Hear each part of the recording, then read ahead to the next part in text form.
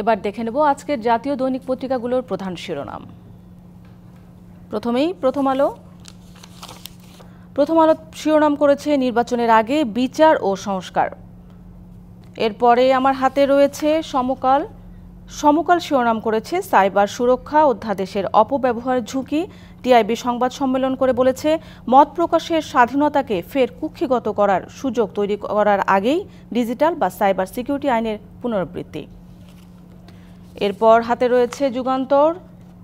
আজকে যুগান্তরের শিরোনাম তদন্ত কমিটি প্রাথমিক প্রতিবেদন দিয়েছে সচিবালয়ের আগুনের বিষয়ে। সেখানে বলা হচ্ছে লুজ কানেকশন থেকে সচিবালয়ে আগুন।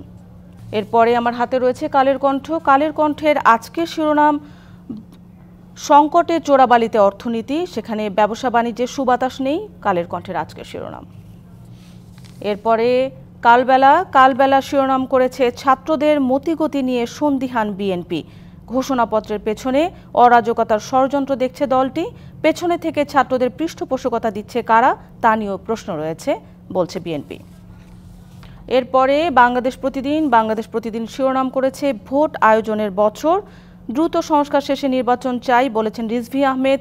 প্রয়োজনীয় সংস্কার করে নির্বাচন বলছেন হামিদুর রহমান আজাদ। এই ধরনের অনেকেই মন্তব্য করেছেন বাংলাদেশ প্রতিদিনে। এরপরে রয়েছে বণিক বার্তা আজকের শিরোনাম 2025 সালে প্রত্যাশা, আস্থা ও গণতান্ত্রিক পরিবেশ চান ব্যবসায়ী ও উদ্যোক্তারা।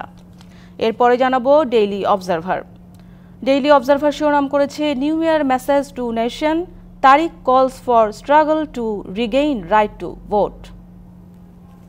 এতক্ষণ আমরা দেখছিলাম আজকের পত্রিকাগুলোর প্রধান শিরোনাম।